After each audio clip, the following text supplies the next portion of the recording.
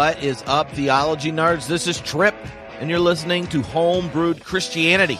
That's right, the number one theological source on the interwebs for bringing you the theological ingredients you need to brew your own faith. There is no need for your encounter with the world, your theological interpretation of existence, to be as disgusting and bland and gross as, PBR. No PBR religion necessary. And you don't need to just go find your favorite craft beer. No, you can even think and wrestle through the deepest questions that have been shaping humanity forever. You can be inspired by the greater diversity of voices that are being heard, recognized, and affirmed in the life of the church. You can bring your doubts, your frustrations, your angst, and wrestle with it while you wrestle with God. And today on the podcast, your interlocutor is the one and the only Keith Ward. That's right.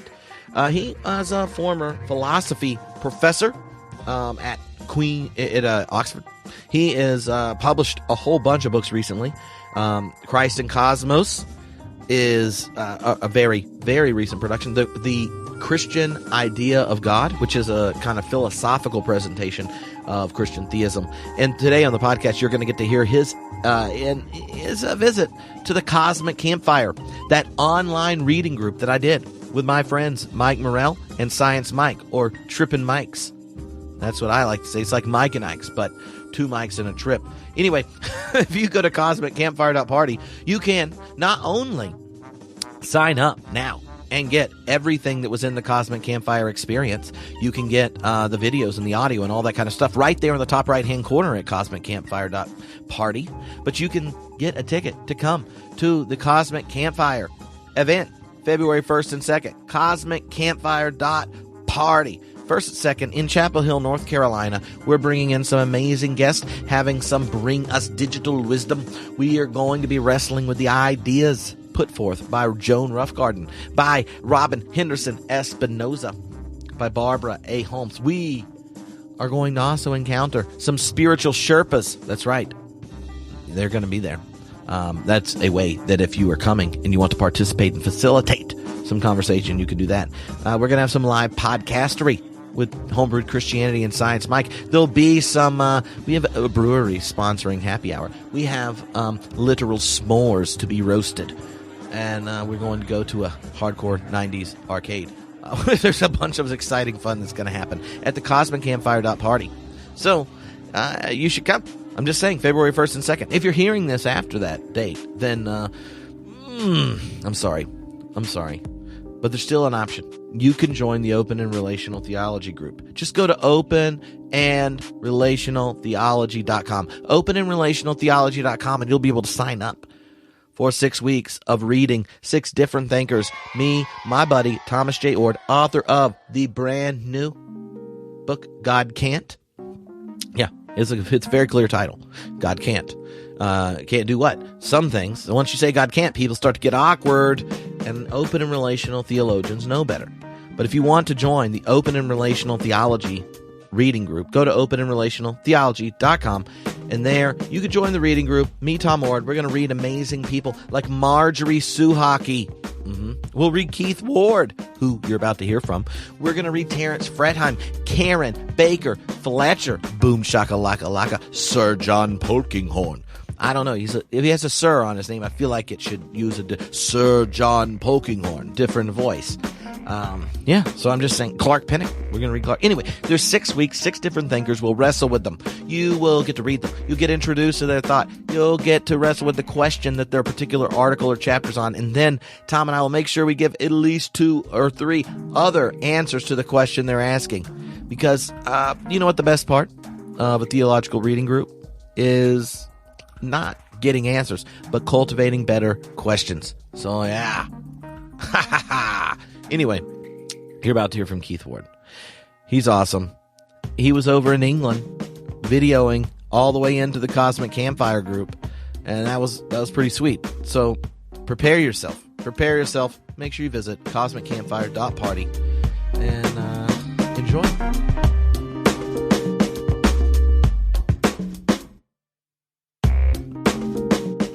Well, hello, everybody. This is Trip. Mike's down there, and that right there is the one and the only Keith Ward. It's your lucky Cosmic Campfire Day because Keith is joining us. I have been reading Keith's books for a long time, and then we met in person, and he is just as delightful and smart and exciting. And then on top of all that, he's decided to come hang out with us. So that's pretty cool. What are you thinking, Mike? Yeah, I'm delighted. You know, when I read Keith's essay and how I found God in everyone and everywhere, I was really touched, and I felt like really resonant with my own story in certain ways without becoming a formal philosophy academic. Unfortunately, I've not had the time and life direction to take that path, but growing up in a certain strain of conservative fundamentalism, and then realizing that wasn't the only option, that there's like a way to hold my faith with integrity with the natural world and with science. I just found your essay really exciting, and I'm glad that we're getting to chat about it today. Oh, great. Well, I don't often tell people about my autobiography, but I think Philip Clayton probably persuaded me to do it. Everything. Yes, well, my understanding is that Philip Clayton can be quite persuasive. The lure. Yes, he can. So one of the questions that came up from a number of people reading along with us in the group, and something that's important to your chapter, is your own journey to idealism, and specifically personal idealism. So I thought a good way to begin might be for you to let us in on the philosophical and scientific side of that journey. Like when we hear about the more autobiographical side, a lot of us can go, yeah, that's a beautiful story. I can see resonating with this part or that part.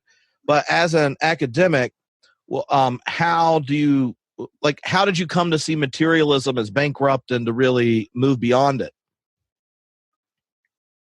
Right. Okay.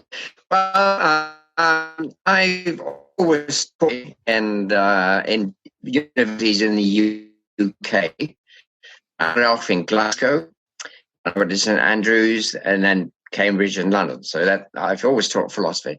So that's been a different track from religion as well. I mean, philosophy and religion don't necessarily go together. You can talk about philosophy all your life and never mention religion. So I became an idealist in philosophy. So can I take people back? I mean, nobody's quite as old as me, I don't suppose, but if I can take people back to the 1950s, when I was studying philosophy in Oxford, people would have laughed at materialism. They would have said, there aren't any materialists. There's no such thing. It's a ridiculous theory. My two teachers in philosophy were world famous at that time. Don't know if anybody's heard of them now. Gilbert Ryle, who wrote The Concept of Mind, and it was a pupil of his, along with Daniel Dennett, in fact, who's probably the best-known materialist philosopher now. But in those days, Dan was way out. I mean, nobody thought it made any sense, materialism. My other teacher was A.J. Ayer, and he wrote Language, Truth, and Logic. He was a logical positivist, very anti-religious, but he was an idealist. Now, people might find that strange, but an idealist is a person who thinks that all your knowledge begins with experience, with consciousness, with sense perception, feelings, and thoughts.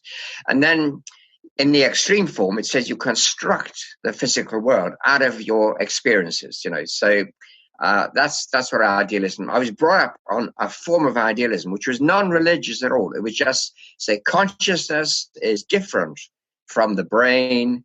The connection is mysterious. Even Dan Dennett calls it the hard problem. And so it always seemed to me from the start that some philosophical view which took consciousness seriously and tried to account for it, not in physical terms, because I don't think that's possible. It's not a physical thing. So I've always been an idealist in that sense, but I didn't at first connect this with God or some spiritual reality. It was just saying consciousness cannot be explained in physical terms. And I think modern science actually supports that very strongly, because Dan Dennett doesn't. So we do take different views, but the scientific view as a whole is not materialistic. That's not a very widely held view among proper scientists. May I ask, like, being someone who is exposed to popular science ideas, specifically through the new atheist movement, which is not so new anymore, I would think, as just a casual media consumer, that the scientific consensus is materialism, that it is that we have brains, we have bodies, and somehow consciousness is an emergent phenomenon of having brains and bodies. And maybe we don't understand it, but we certainly shouldn't fill in those gaps with metaphysical nonsense. So how would you respond to that popular narrative? Because it's certainly what I hear out there. Yep. Well, it's not that it's popular, it's that it's well publicized, and it gets the attention of people, and people love to have shocking things said, and they're pretty anti-religious on the whole now, certainly in the UK, a little bit in the USA as well. And so it meets a lot of popular, requests for something nice and shocking and that seems new. But actually, there are two things in physics, particularly in physics, which make materialism seem tenuous at best. And one is quantum mechanics. And mechanics, I can't think of any quantum mechanist. Now, I know lots of physicists here in Oxford who do quantum mechanics. None of them is a materialist. They don't think materialism has a hope. Materialism works at the chemistry level, chemicals, you see them in tubes, stuff that's going around. In brains, you can take electrical readings of blood flow in the brain and so on. You can do those sorts of things, but you get down to the level of ultimate reality. And what on earth have you got? You've got quarks, superstrings, nobody knows. I mean, all the quantum physicists I know would say, look, the one equation in life that everybody knows, the only one, is E equals mc squared. So matter, is a form of energy. There are other forms of energy. Now, what is energy? Well, it can take many different forms. I think quantum science now is saying we don't know what the ultimate nature of the world is at all. Relativity physics is actually contradictory to quantum theory. There's a contradiction, but nobody cares. Well, yes, they care, but they can't do anything about it. I mean, they just say, well, we have to use both, and we can't resolve that problem. So quantum physics is one thing which says materialism, it's as dead as a dodo. The other thing is really cosmology. And that's cosmology, the study of the whole universe. And, the modern widely accepted theories that about 14,000 million years ago, there was a Big Bang, expression invented by a Roman Catholic priest, as a matter of fact, Georges Lemaitre. And then the universe expanded and got more complicated and organized, and then we came along, and the process is still going on, I suppose. Now, an evolutionary view is impossible to get away from some idea of purpose. And I know some people don't like that word. And of course, these new or actually old atheists in science don't like purpose at all. And so they give a play on evolution. It's all an accident. It's not going anywhere. But actually, just think back to what Julian Huxley said. And he used to call Darwin's bulldog, Julian Huxley. And he said, look, when you look at the universe, the whole history of the universe, you've got to see something starting from no value, no consciousness, nothing at all, just huge energy compacted into a tiny point without dimensions, whatever that might be. And then you get this complicated process which builds up a more and more integrated set of organized entities. And eventually you get consciousness and purpose and value. That's us. And you say, do you mean that happened just by accident? I mean, nobody to think what was going to happen next. I mean, how could consciousness come out of this? Now, I'm not saying this proves anything. I'm saying, really, if you look at cosmology, the idea of purpose hits you as a very natural idea. Purpose in the sense of a thing is developing, growing, and what it's growing towards is the universe understanding its own nature. That's an incredible thing.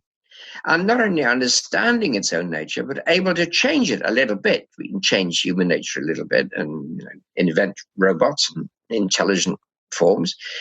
Well, that's a progress. That's definitely a progress. So there's two things in science. Quantum mechanics, we don't know what matter is anyway. And cosmology, it looks as though it's developing towards increasing consciousness and direction and purpose. How did they get there? This doesn't lead you straight into God, but it makes you think, well, does pluralism really account for this state-of-the-art science? I think it does. I mean, true, we're all arguing about it, right? It's not a done deal. It's not all settled. But I can assure you that here in Oxford, and I go to the physics dinners in Oxford with lots of scientists, and there are as many, well, there are more non-materialists among scientists. They just don't write books and articles. I've said to some of them, why don't you write a book about this? And they say, that's not my job. I'm doing proper science. I'm not a journalist. So it's difficult to get the best. I mean, look, I bet you that hardly anybody watching this thing can give me the name of any of the top 10 physicists in the world. I don't think anybody could, because the only one they've heard of is one who's famous for some other things. He's a good scientist, Stephen Hawking. He's dead anyway. So I'm a living one. Right? Mm-hmm. But that's a challenge. Give me a top scientist in the top 10. All physicists would say this is the best physicist in the world, a live one. And I think the only one people will have heard of are people who go on television. That's the truth. And most of them don't go on television because nobody would understand what they're talking about. Okay. Yeah, so. the downfall of specialization and, also the downside of, people that have most access to the proverbial microphone being the ones whose ideas are heard, even if what you're saying, they don't necessarily represent consensus. No, I don't overstate this. I'm not saying science has gone all spiritual or idealist. It wouldn't be. Most working scientists don't have any major view about things at all. They do the science. There's a saying in quantum physics: "Do the maths, don't ask the questions." Right, and the maths work. But if you do get far from that matter is the basis of reality, I think the best scientists would say, actually, that's a theory. It's not established by science at all. Mm-hmm. So I can be an idealist and hold my head up in the world of science. Yeah. One of the questions that I think might be helpful for you to unpack is how, as a philosopher, you see the relationship between science and religion. Because the popular, one of the problems with the popular discussions around it is that you have scientists and then who have a very cosmological literalism that they then use to read and interpret and explain away religion, and then you have religionists who are very confident that you can just make correspondent sweeping generalizations from their particular religious situation to the whole cosmos and explain science. And one of the deepest challenges, and something I think a growing number of lay people have genuine anxiety about, is that we never learned philosophy. We don't know how to think about religion except within a tradition. And then we don't know how to think about science in the way it connects across disciplines. So how, as a philosopher, have you kind of see that relationship in a fruitful way? Right, I agree. This is a big problem, and it's a fact. I mean, I'm a Christian minister, so I do preach, and I meet all sorts of people, many of whom haven't got the first exam in school, so it's no good having these complicated theories. And at that stage, there's no point making statements about science because science is difficult; it's really hard. So there's a problem of communication. And so people have to oversimplify and generalize. And these are the two of the great problems in our culture, that you oversimplify it. And that enables you to make big statements, which, really, if you're concerned in your work with examining the emanation of beta rays from the sun or something, then you're not going to, that doesn't tell you what the universe is made of. I mean, so philosophical questions require a very careful and discriminating ability to say this. There's no such thing as science. That there are zoologists, there are cosmologists, there are geneticists, there are medical virologists, and they're all very different things. There's no scientific worldview. That's not part of science. And in the same way, in religion, there's no thing called religion. I mean, the Quakers, there are particular sects of Buddhists and particular Hindus. So you're in a everything has to be a lot more particular. And you have to say, look, you can't talk about religion and science. You've got to talk about, let's say, virology and what Quakers thought in London last year. Do you see what I mean? It's very, very particular question. It's not as interesting, but at least you're not going to say stupid things anymore. And you take it bit by bit, and you don't make generalizations about religion and science. So everybody has to work out for themselves, how they're going to make the link. All I can say is, look, here's a nice statistic. The UK is one of the least religious places in the world. More than 50% of our population has no religion. There was a poll recently that said they don't have any religion. So in England, there's a society for ordained scientists. That is, these have to be professional scientists who are actually ordained ministers in some Christian church. So ask, in the UK, this very secular country, what is the membership of this society of people who are ordained and are professional scientists? And the answer is, I think it would surprise most people, 350. In a little tiny country called the UK, right? 350 professional scientists are actually ministers.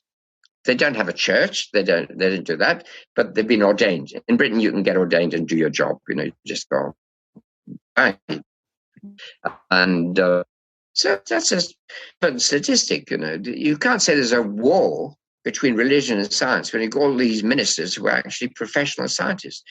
And I mentioned Georges Lemaitre, the man who invented the Big Bang. He was a Catholic priest. He was an astronomer, world famous astronomer. So you take it case by case, and you say, "Look, there's not a war. What's been is a program for setting up a picture of science versus religion. But to do that, you just have to stop looking carefully at the facts and start generalizing about it. Of course, some scientists are atheists. Some are not. That's what it is. But the atheism doesn't come from the science. It comes from the fact they don't like clergy or something like that. They don't like singing hymns. That's okay. I like singing hymns. No. Well, that leads me to a question then. Like, if this perception is so far off from reality, both that, as you were just explaining a minute ago, that science is not inherently materialist, but possibly quite the opposite when you look at physics and cosmology, and that we need to be more specific and particular instead of, painting things broadly as science and religion.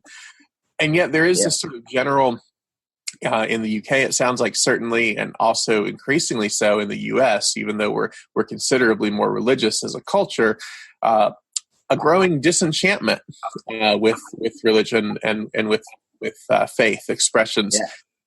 Drawing on your experience both as a philosopher and a theologian, but also thinking through your own story, why do you suppose that is? Why do you suppose that those perceptions take hold the most, and do they contribute in a meaningful way to the overall disenchantment with religion that we're seeing today? Well, yeah, I think a social fact is that people, certainly in the UK, which I obviously know best, people do not join the organizations at all anymore. They get in it, and they don't do that much to meet people, right?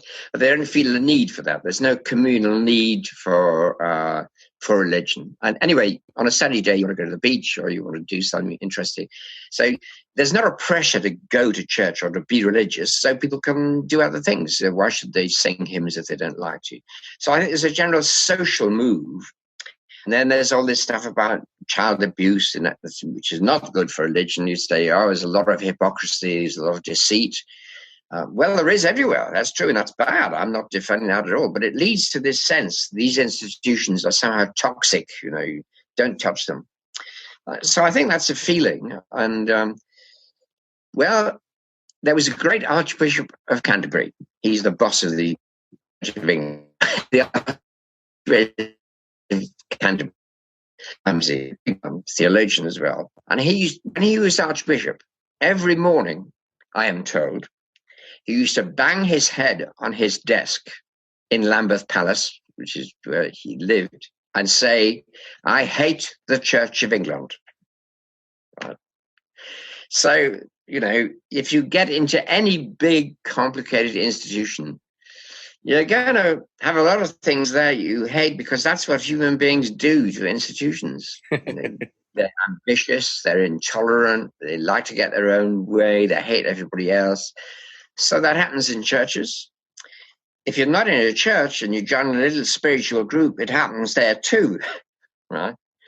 And in fact, a lot of little spiritual groups are more dictatorial than churches are, and they get a leader and they believe everything the leader says. I think it's bad. All this is bad. It's not religion. It's what happens to people when they get into religion, or when they get into the tennis club, or when they get into local politics. I mean, look at our wonderful politicians in the world today. You say, does that mean politics is evil? No, it doesn't mean politics is evil, but there's some funny people going for politics. It's the same in religion. You set up a big, powerful institution, and the wrong people will get to the top. Sorry, Archbishop. On the whole, I think that's true. Power corrupts, and people can get a certain sort of power in churches. There's a lot of feeling now of suspicion of institutions, suspicion of people who are ambitious and get to the top. People distrust politicians. People distrust priests. It's just a general thing of our society. It's a phase we're going through, and a lot of it is good. A lot of it needs to be said. We're in the middle of that, I think. It's not to do with the truths of religion. So, one of the questions that came up about the truth of religion were there are a couple of them that were sent in related to religious experience. So I'm interested in how an idealist and how you in particular understand religious experience, both experiences like mystical or kind of non-thematic, intense religious experiences, those type, and a religious experience, or at least religious people identifying something as divine action. Like, how does your philosophy understand religious experience and divine action? Yeah. Well, I would start personally with using a slightly different word than religious, because that already puts people off.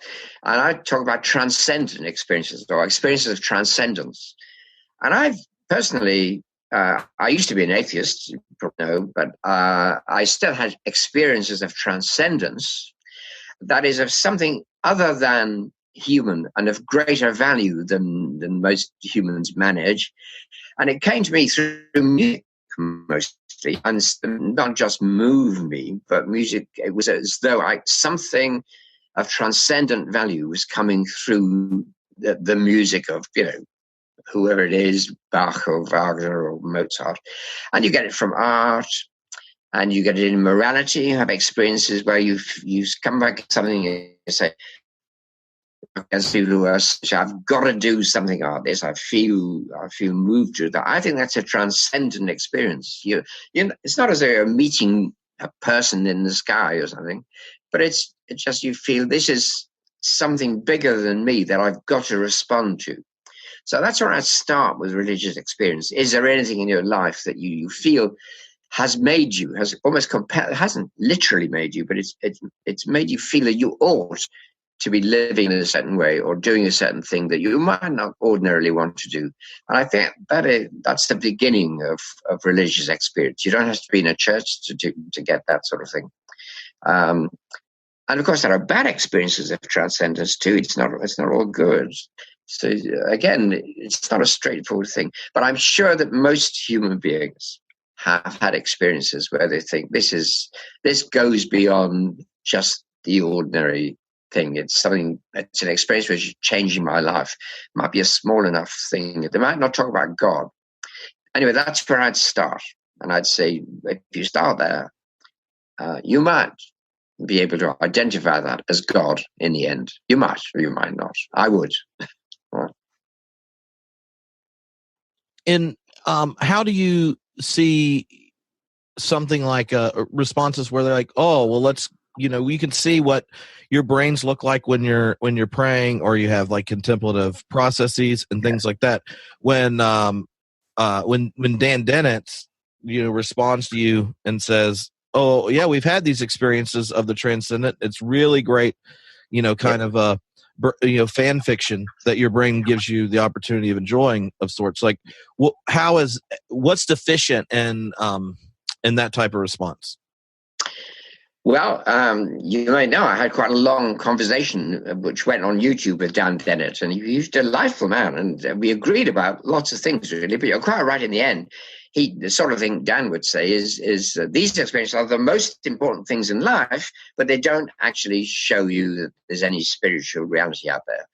Well, I disagree with that. I think when you have an experience as one of the most important things in life, you've got to think, doesn't it tell me that there's more to reality than just blood flow in my brain, And I think one of the dangers about this, people who think that neurophysiology or research into the brain is actually going to solve any personal problems.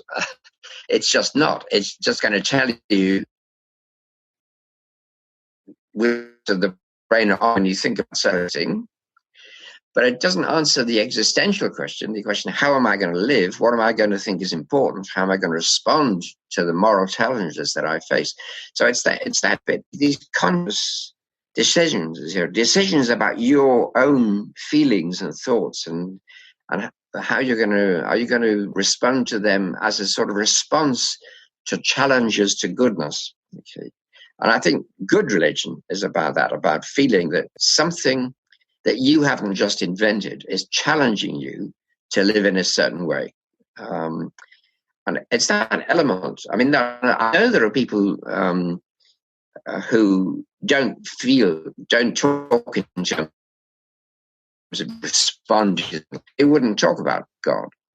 But if you do feel that in making a moral commitment of some deep sort, changing your life to help other people in a certain way, if you feel that's a response to something that's spoken to you, as it were, and said to, I don't mean in words, but just you feel has challenged you to do it, I believe that's an encounter with a spiritual reality that is not just a fiction. So, that would be my response to Dan, really. And I suppose Dan would have to, people like Daniel Dennett would have to say, even your belief that there is a world of physical objects out there is just a fiction produced by the blood flow in your brain. I mean, you say, no, it is blood flow in my brain, but still, I think there is a world out there. I have that belief. I think this is something objective. So why not say there is a spiritual value out there as well? And I think it's feeling that people have, but they don't always build their lives around it. So if you become spiritual or religious, you begin to shape your life around this sort of experience. So one of the things that popped up in your chapter where you're telling your story is the challenge after you had this conversion experience, because of convenient air conditioning, that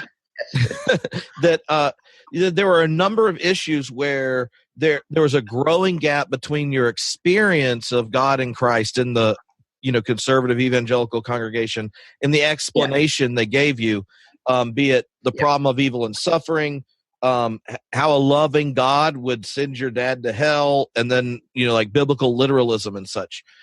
When you look back on your own story and your time as a minister ministering to people where there is that gap between their experience and the explanation that experience came with. What kind of theological, pastoral care wisdom do you have to share with those who are in that predicament?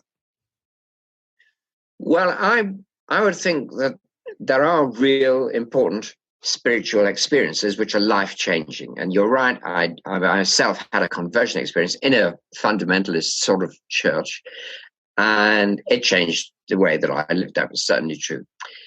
But I don't see that experience has much connection with the theoretical beliefs. I mean, so the fundamentalist congregation, they took the Bible literally, and everything that grew, so the universe was created in 6 days, etc.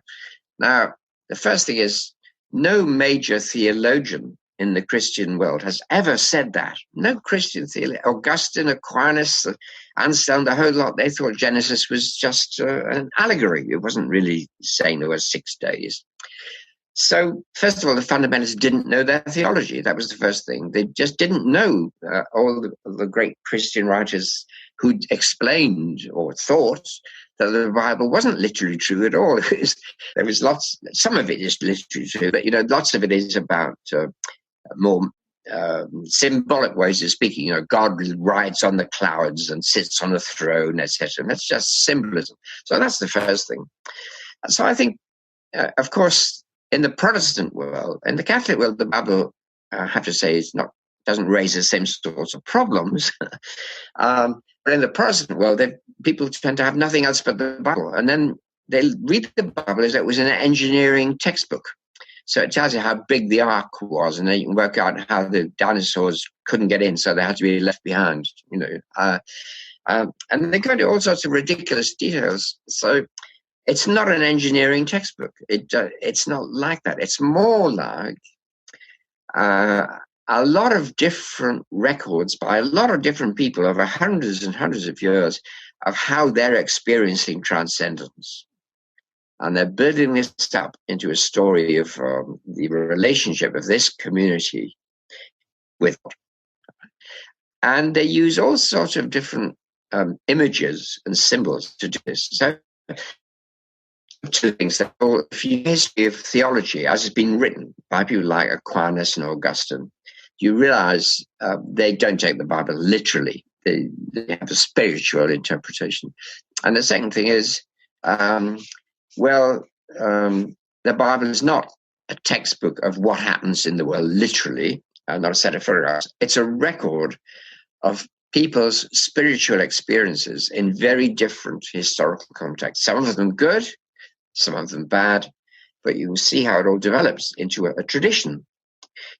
Different traditions, Jewish tradition, different Christian traditions, And the Bible is used not as a thing which tells you a lot of historical truths just like that, but as a record of how people have interpreted their experience in the place in history where they are.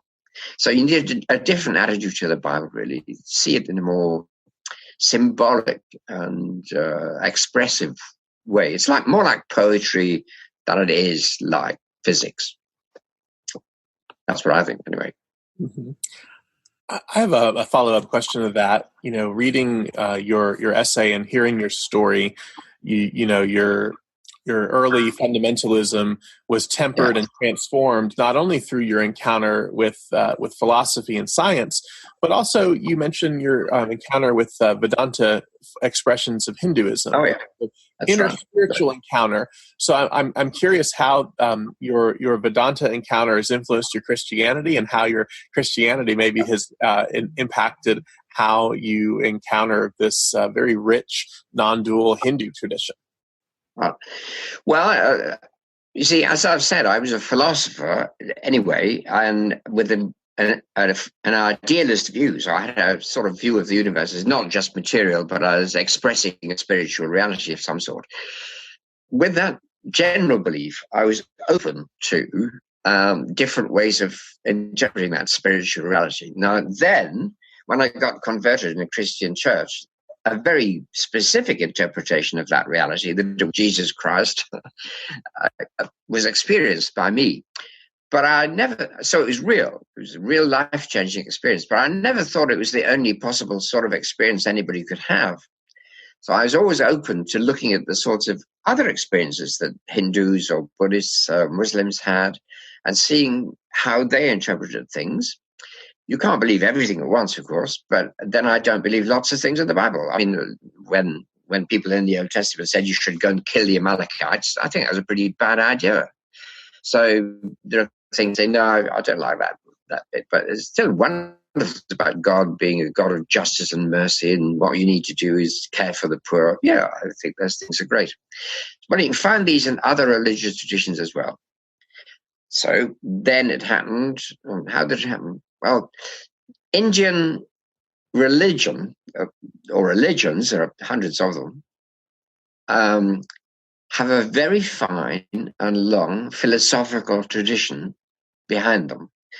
And two of the big names in that tradition, they go back to the Middle Ages, are Shankara and Ramanuja, two great Indian philosophers. They are great. So if you're an idealist, they're just good philosophers. Now, they lived in the 8th and 12th centuries, so what they said about physics is all wrong. Okay, so you can say that, well, I'm not going to read that. But what they said about the spiritual life, about prayer and self-understanding and learning what a good life is like, that's worth reading. So I find it enriching to, as a Christian minister, to look at the spiritual experiences that you find in other traditions, because if we think, you get around to thinking God pretty much bigger than we imagine, and there are many different ways in which God can be experienced. Let me give you one example. In the Hindu tradition you mentioned, which is technically called Vishishtadvaita Vedanta, which is it's qualified non-dualism, right? That's the philosophical name for it. And in that tradition, you are part of the universe, of course, and the whole universe is called the body of God. So whereas some Christians apparently think sinful worms and crawling around, and God is totally different. God is quite different from us. And we say, I'm sorry I existed, oh God. Whereas in this tradition of Hinduism, you are part of God, but still you're part of the divine. You're part of the body of God. So I think that's a refreshingly different view, and it always appealed to me. And when I read about it and learned about it, I discovered that there were things in Christianity which said almost the same thing, because don't Christians say we are the body of Christ, and isn't Christ God? So doesn't that mean you are the body of God? Yes. So why didn't people say so? And that's a way in which, in another tradition, a Hindu tradition, in my case, you can discover things that were in your tradition, but nobody seemed to have noticed, or they didn't talk about, because the tradition had developed in a different way somehow. A lot of sin, a lot of talk about sin in Christianity. So I think you can go into a tradition and be enriched by taking other traditions seriously, to see how they have experienced transcendent reality. Okay. Yeah, thank you. Yeah. I think my fundamentalist friends wouldn't like that, of course. They think I was on very dangerous ground. I was probably going to hell. But there's some nice people in the hell I'm going to, I imagine. Yep. I hear you. I mean, I think as my own growth, as I developed a stronger connection with what I really thought and felt and believed and practiced in community, I feel like my epistemology has become at the same time more confident and more humble. And the confident side breeds a certain security that says, hey, if this is God's world, if the God revealed in Jesus is an accurate reflection of the character of God in the universe, then I don't have to be afraid of encountering my neighbor's faith. There might be things in my neighbor's faith that I disagree with, just like there are things in my own faith tradition that I disagree with. But there's nothing really to be afraid of, and I love that piece with the body of God. For several years, I worked with this eschatology nerd think tank. And one of the things they posited was, yes, in the New Testament, we were the body of Christ, but it says that was the first fruits for this entire eschatological harvest. So who's to say that the entire harvest could include all of humanity? Maybe the body of Christ included the elect. The harvest includes all humanity, and we're the body of God. I think that's a beautiful expression.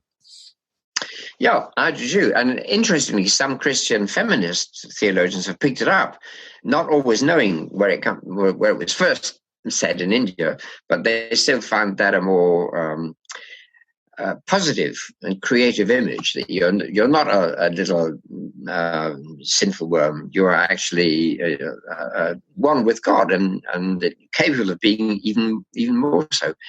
But once you see that it's in the Christian tradition. There it is. It's not that it wasn't there. But and you see why other people, you begin to see what they find wrong to be useful, why object to it. So I think we're in an age now. This is the first time in human history when it's been possible for all religious people belonging to all different religious traditions can understand one another a lot better. I mean, that's just the case because of the internet, which does a lot of harm, yes, okay, but it also makes it possible for you to be in touch with real thinking Hindus and Buddhists, and you don't have to spend all your money going to India and getting diarrhea all day. You can actually get the information, and in that way, it's a new possibility. I think there's a world where some people in all the different religions can come much closer together. There's no reason why everybody should agree with each other, but they'd be able to say, well, these are just different ways of looking at it, and those ways can enrich my own. I think that the religious situation we're in is not fundamentalism at all. That was invented in Chicago, fundamentalism, wasn't it, in about 1920? They hadn't read any books. That was the trouble. So one of the questions that was asked was about your understanding of the cosmic Christ. So, and in particular, having such a robust cosmic Christology in light of your kind of philosophical and scientific engagement and awareness around the historical criticism of Scripture. So how do you understand the cosmic Christ? Well, I think, I know there are billions of stars, billions of galaxies, and billions of planets in the universe. So I think it's highly probable that there are other intelligent beings somewhere around in the universe. We'd probably never contact them because they're light years away. But the question does arise for anybody in the modern world. What about God and God? What does God do on these other worlds? And if there's somebody looking at the Christian Trinity, they may say, what have you got there? You've got two men and a bird, right? You've got the Father, the Son, and the Holy Pigeon. So you think, well, that's not going to run very well on Alpha Centauri or in some other galaxy. So you're forced to ask the question, what is our God, anything to do with what's happening on other worlds? So I think it is, and I think Christ, this is where the word Christ, of course, is the Greek for the word Messiah. So it's not a name, so it's a title. But it's come to mean the eternal wisdom of God. John's Gospel, in the beginning was the word, the Logos. So the best translation of that, I think, is wisdom. So the wisdom of God, and that Christ, that wisdom of God, is going to be cosmic in the sense that it'll be present on every planet of intelligent beings that there are anywhere in the universe. So it'll take different forms. Obviously, it won't be human. So the word could take some other sort of being which would be appropriate for that world. In other words, you're committed to saying there can be other forms in which God becomes expressed in a finite, personal being. Okay, and the cosmic Christ is in fact, according to Paul, that's strange enough, is the whole universe when it's been taken into the being of God. Okay, so when wisdom God in versus stuff, it becomes fully what it ought to be, then it will express Christ. In other words, what I'm trying to say there is Jesus was one particular human being, but we're all to be formed in the image of God, and so are beings wherever they are in the universe. So that image is going to be a lot more than human. Okay, but I said so. There are millions of forms of the eternal Christ. I can't guarantee that. I don't know that, but I'd be disappointed if it wasn't true. Right? It's not going to be a man. When you get to heaven, there's not going to be a human being sitting in a seat next to God's seat. That's the picture, and it's obsolete, really, to be frank. And you have to say there'll be millions of different forms in which God has become incarnate. Doesn't it? That has to be true. And that's the way in which modern science, cosmology, is going to enrich the Christian view and make Christ, much bigger than people used to think. Not a human being, but an eternal wisdom of God expressed in many, many different forms. Well, one of the things about that I think might be helpful to unpack is that in the medieval period or at a time before kind of the awareness of just how vast the cosmos is, how the giant cosmic story of evolution, this big history that we're a part of, the incarnation or the word come flesh was like an intervention into the great chain of being, because it was all set and was there, and humans are at the center and such. When you start to see the incarnation, the wisdom of God in flesh in a cosmic picture, as an idealist, how do you see that mind of God, the wisdom, Sophia, Logos, as a part of the big cosmic history, from quantum fluctuation in a vacuum to crying at a symphony? Like, where is the mind of God in that history? I think the mind of God is that history. I mean, as an idealist, I would see the development of the universe as the self-unfolding of the nature of God. So I'm saying God is not different from the universe, or I'm saying the universe is part of God, right? The body of God, and that body is developing, and it's developing in a strange way, because it's not just God unfolding the divine nature; it's God unfolding in relation to millions of other created intellects. So I see God as the super mind of the universe itself, which is being expressed in many different forms. And so this is an essentially evolutionary story. It couldn't have existed before people thought of evolution.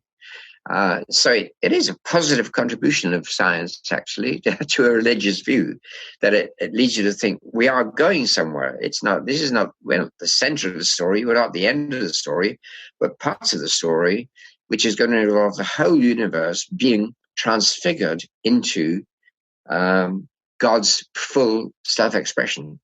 Does that make sense? This comes from the philosopher Hegel, if you want a name.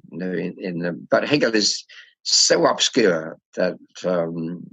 Well, one of the reasons I think it's helpful to think that way or think through it as a person of faith is that, especially in popular conversations around cosmology, there are a whole bunch of kind of Trojan horse materialist commitments in the way they talk about the cosmic story, where say the multiverse or something like that, where if you look at the history of the cosmos and how all of these kind of quantitative developments of creativity and consistency lead to the emergence of a qualitatively new level of complexity, from quantum mechanics to we would call solid state, to chemistry, to biology, to social biology, to eye contact and lovemaking, like that whole big story. As an idealist and as someone confessionally as a Christian, is not this arbitrary experience where all of a sudden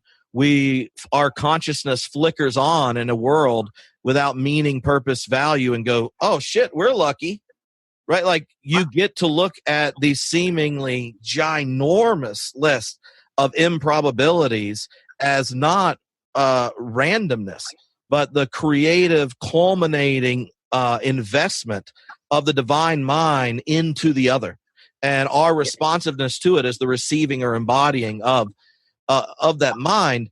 And I'm shocked when I go talk to scientists, when I do a long version of that, saying things that they recognize, how many of them are unaware that their actual faith commitments could be correlated to science as we understand it, right? Like, that you can have this cosmic Christ image and it not change any of the scientific data that's there, but it does give account of a bigger picture, and does give some explanatory purchase to things that are embarrassing for materialist scientists that they have to explain away. Does that make sense? Like, that's...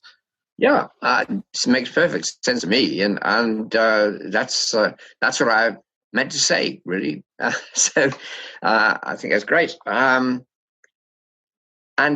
it's true that in churches, for example, you don't get many sermons about this, but that's not surprising, really, because you don't get many sermons about the second law of thermodynamics and its relation to the incarnation. I think people are afraid to do that. Because everybody would walk out of the church, probably. So there is a need for better education about that. When the Christian faith began, it was true that the universe was thought to be very small, but it was still within its own limits, talking about a cosmic story, the cosmos they were aware of. I mean, in two books in the Bible, Ephesians and Colossians, both say the mystery revealed in Christ was that everything in heaven and earth, that is, whatever there is going to be united in Christ. And that's a forward-looking story. And that fits very well into an evolutionary view, where everything in all the galaxies is going to be united in that cosmic wisdom of God. So it's very consistent with the biblical view, although we've got a different view of the universe. Like, I think that's an exciting picture, and I wish it was more obviously and openly preached in churches too. So I agree with that. There is that people just don't see how to connect science and religion very much. That's the problem, but it needs to be done. So you've spent a lot of time in the academy, and recently I was reading two different studies about the religious or philosophical commitments of different disciplines. And yes. What a lot of people would be shocked to find is that the harder science you do, if you're a quantum physicist, then you're probably a Platonist, right? Like that, the biggest resistance to an affirmation of transcendent, ultimate reality, or God, or whatever language you want to use, happens in the social sciences and the humanities, not in science. So, having spent so much time at Oxford and interacted both as a minister and professor with the Guild, why are the humanities more likely to footnote scientists they don't understand to say conclusions that the scientists themselves don't actually hold? Well, I think that it is true. Sociologists in Britain are the most anti-religious group of people. But that's because what sociologists are doing, quite rightly in their own discipline, is not looking at the claims of religion. They're looking at the behavior of religious people. So I'm not surprised that it's pretty shocking reading, really, because the behavior of religious people, I mean, just think what Christians say is we want to have sinners to come along and repent. So we want to fill the church with sinners. If the church is not filled with sinners, it's not doing its job. So the sociologist comes along and says, look at this church, it's filled with sinners. What a terrible thing. What a terrible organization. I think that's a good thing. It's good that it's filled with sinners. because what would they be like without where they are now? At least it's a control. So sociology looks at what actually happens. Now, that's useful. Religious people ought to know it. Their theories might be good, but if their conduct is not good, they've got to change. So sociology is good, but sociologists are not good at theory. One of the most famous sociologists in the world said to me, sociology is just gossip, basically. Right? So you have polls, you find out what people think, you record it. So you're talking about what people are doing, what they're thinking. But sociologists don't have theories. It's not what sociologists ought to be doing. They should be just recording what the state of, like doing an exit poll from an election. You don't say what should be the case. You just say this is what people have done. And sometimes you just have to say, well, people are pretty stupid, but that's what they've done. So that's why sociologists are against religion. If they examined any other human institution, they'd come up with the same set of data, I reckon. I mean, if they looked at politicians, I don't think they'd have much different to say. So I think you've got to stick to religion. Really, you've got to think of the striving for goodness, which it's about, and admit that actually, as Jesus said, I mean, remember, Jesus was actually the one thing he criticized more than anything else was religion. He opposed all the religious people of his day. So it's just the same today, probably. In the if people are interested in more of what you do, one of your books, Rethinking Christianity. Yeah, I remember that. At the end of it, you talk about, in our postmodern context, one of the challenges for Christianity and for the historic religious traditions is to move beyond liberalism to liberation. And that the liberation movements in Christianity in particular are not aberrations, but a call to return to fidelity and are necessary for the future shape of the faith. Now, we've been talking at a much more scientific and about pluralism and that kind of level. But as a leader in the Church of England, you were actively invested in a lot of the prophetic movements and things like that. So can you kind of describe how you see liberation theology not as a slice of Christian theology, but a call to a deeper fidelity? It is rather elitist. You're talking to educated people about difficult things, and there's a tendency to sit back in your study and just carry on with theory. Whereas, of course, I think Christians have to be involved in caring for those who are disadvantaged. For instance, refugees, to be involved in that, and to be involved in England, shamefully. There are food banks for poor people. There shouldn't be, but there are. And Christians ought to be engaged in that. And in the end, of course, I think for all that as a religion, there's a lot of good stuff being done by religious people from churches, in running food banks and looking after the homeless, etc. And that's liberation. I mean, all I think is you shouldn't just stick to the theory. I'm very fond of theory. I'm an academic. That's my job. But I think in the end, if Christianity is really about changing the world to make it a more loving place, then that's a practical thing you have to do. And so that's probably in the end more important for people, to do. I'm curious, what are you working on right now, whether writing projects or other initiatives that you're involved in that you would like our book club members to know about? Right. Well, I do a bit of a little church where I am, and then I do a lot of work in schools, talking to 18-year-olds, basically, and particularly in some of the what we might call more socially disadvantaged communities, which wouldn't normally get Oxford professors to talk to them. All of that. I've written my last academic book. I've said that 24 times now before, but I mean it this time. Okay. And I think I'm happy to go on actually just trying to get over the sort of ideas of been talking about as possible, because I've said what I have to say. I've been very lucky to be able to do that. So, in a sense, I've got no projects. I can simply get on with the practice of doing things which are trying to make things a bit better than they were. And so mainly for me, it's talking to young people, 18-year-olds in schools, about these sort of things we've been talking about. And so that's what So no more books. Well, there's one coming out next year. What's that one called? What? What's that one called? It's going to be called Religion in the Modern World. And it's sort of history of ideas book about what's happened since the 16th century because of things like the theory of evolution and quantum cosmology, the changes they've made, and also the Enlightenment, the European Enlightenment, the American Enlightenment too, where there was a much greater stress on personal freedom and of speech and etc.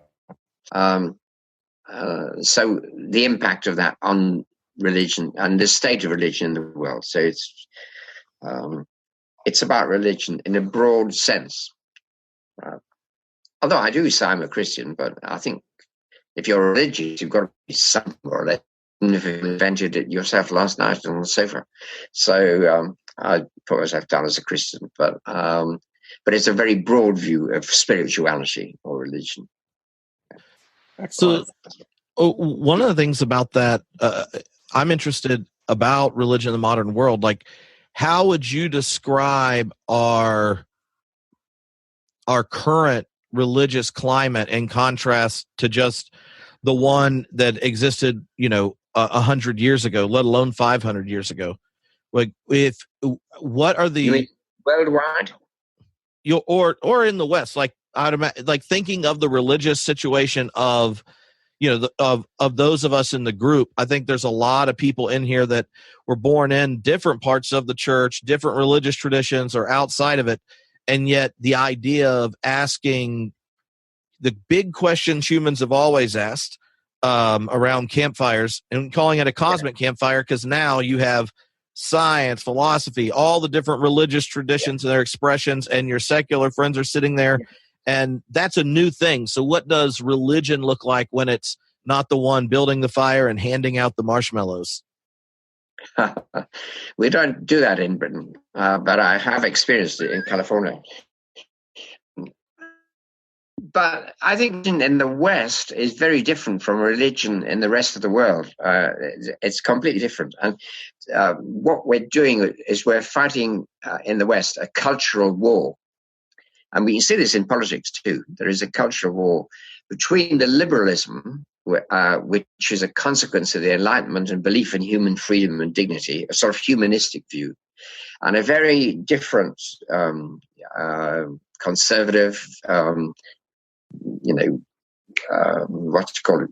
fascist, really, view of strong authority and people having to toe a certain line, which is handed down by the government. And this is a feature of Western religious life at the moment. So it comes out in religion as a strong authoritarian fundamentalism, where you choose somebody who usually has very little theological knowledge, and they become the leader, and you have to say what they say. But what you say is that's what the Bible says, not realizing that you're reading it in English and it wasn't even written in English. And then against that, you've got the liberalism, which is fighting apparently a losing battle with that. So that's where we are. Religion is part of that cultural conflict between very conservative views which don't mind falsifying the facts and not paying attention to the details, and more liberal views which appear to be under threat. I mean, and not very strong. But people like us are hoping that they might, of course, win out. But if you're asking me honestly what I think the situation is, I think it's a bit of a crisis for the culture as a whole. Religion is just part of that. But I'm committed to saying even if religious or spiritual or humanistically involved people are in a minority, I believe this is still something worth living and working for. So religion as such, and if you talk about it worldwide, it's a very ambiguous phenomenon. And I think we're probably going through a stage where we're still learning exactly how we have to disengage from authoritarian regimes and try to strive for a more mature and informed form of faith, which tries to integrate human experience throughout the world in science and the arts, and fit the religious view into that. So that's a job for you and people like you to do. So I've done my bit. Well, well, I have one more question, then Mike can ask the last one. So imagine you're teaching a class called the Cosmic Campfire. What three books would you want to put on the reading list for Keith Ward's Cosmic Campfire class? Well, not my own books. There's too many of those. Yeah. I mean, plus, they get the real thing in class, in this imaginary class. Right. I think what I want people to read, I'm not saying believe, but it would be an inspiring thing to read, is Teilhard, Teilhard, Teilhard's book on the human phenomenon, which was one of the first attempts to put Christianity into a big evolutionary worldview. I think it's a wonderful book. I suppose I were to stick one of mine in, I'd probably put in, God, A Guide for the Perplexed. I think it's quite a long time ago now. Quite like that. I like theologian, I like Boris, is John Macquarie. Most people probably haven't heard of him, but John Macquarie, Macquarie, and he wrote a book called The Principles of Christian Theory, a good, free, open, liberal, positive, and creative Christian worldview as well. So those would be the three books I think if people read those, they'd get a good idea of what religion are for creating a new world. Excellent. My final question is also related to education, but maybe in a slightly different cast. You mentioned your passion for speaking to high schoolers and 18-year-olds. And I think for a number of us in this group, we're not only rethinking our own faith and spirituality for ourselves, but we have children, and we're wanting to hand them over a faith and a cosmology that maybe will require a little less therapy than we did when we grow up. And so if you could distill your wisdom that you share directly to high schoolers, to emerging adults, like what advice would you have for those of us who are parents? Who are parents? I